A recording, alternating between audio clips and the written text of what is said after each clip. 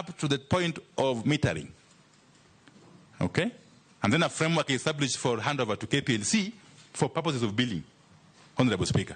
This will create synergy and enhance efficiency and contribute to customer satisfaction, Honorable Speaker.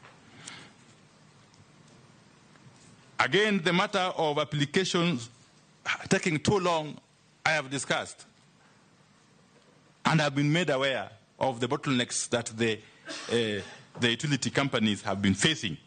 This again we shall work on. The question of illegal connections is not necessarily a matter of delayed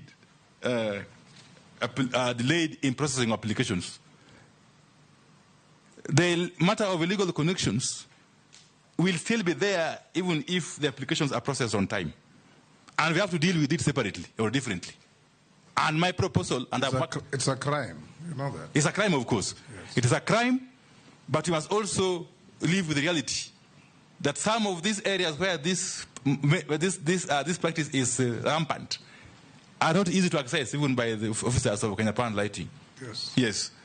So we are going to work on a proposal, of course, together with Parliament and the Attorney General, to pursue an option of bulk metering. Okay? In those kind of situations, the Kenya Power and Lighting can be empowered to identify one entity or one person who will then be billed, and then he distributes the power to the rest of the law already consumers. Allows them to do that. Why don't they?